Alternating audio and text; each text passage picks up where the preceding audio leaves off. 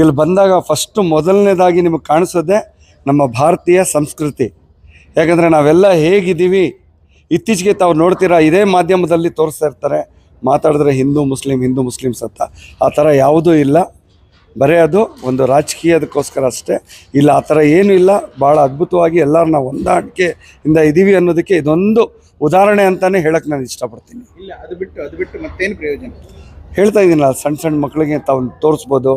ಇವಾಗ ಪೂರಿ ಜಗನ್ನಾಥ್ ಇರಲಿ, ಅಥವಾ ಇವಾಗ ಹಿಟ್ಟಾಗಿರುವಂಥ ಕಾಂತಾರ ಮೂವಿ ಇರಲಿ, ಒಂದು ಚರ್ಚ್ ಇರಲಿ. ಇಲ್ಲಿ ನೋಡಿ, ನಾನು ಹಿಂದೆ ಇರೋ ವೇಲಂಗಡಿ ಚರ್ಚ್ ನೋಡ್ಬೋದು, ಮತ್ತು ದೇವಸ್ಥಾನ ನೋಡ್ಬೋದು ನೀವು, ಮತ್ತು ಮಸೀದಿ ನೋಡ್ಬೋದು. ಪ್ರತಿಯೊಂದೂ ಅಷ್ಟೇ ಸಣ್ಣ ಮಕ್ಳಿಗೋಸ್ಕರ ಭಾಳ ಅದ್ಭುತವಾಗಿ ನಾವು ಕೇಕ್ಗಳನ್ನ ಮಾಡಿದ್ದೀವಿ. ಯಾಕೆ ನೋಡೋಕ್ಕಾಗಲ್ಲ ಅಂದರೆ, ಸಾವಿರಾರು ಟನ್ನಲ್ಲಿ ನಾವು ಮಾಡಿರ್ತೀವಿ. ಯಾಕಂದರೆ ಆ ಸಾವಿರಾರು ಟನ್ನಲ್ಲಿ ಮಾಡಿರೋದ್ರಿಂದ ನಿಂತ್ಕೊಳ್ಬೇಕಲ್ವಾ ಮೇನು. ನಮ್ಮದೇನು 24 ದಿವಸ ಎಕ್ಸಿಬಿಷನ್ ಇದೆ. ಆ 24 ದಿವಸ ಎಕ್ಸಿಬಿಷನಲ್ಲಿ ಹೇಗೆ ಅದನ್ನು ನಿಲ್ಲಿಸ್ಬೇಕನ್ನೋದಿರುತ್ತಲ್ಲ, ಅದೇ ಮುಖ್ಯ. ತಾವು ನೋಡ್ತಾ ಇದ್ದೀರಾ, ಇಲ್ಲಿ ಒಂದು ಲೈಟ್ ಇದೆ ಪ್ರತಿಯೊಂದು ಕಡೆ.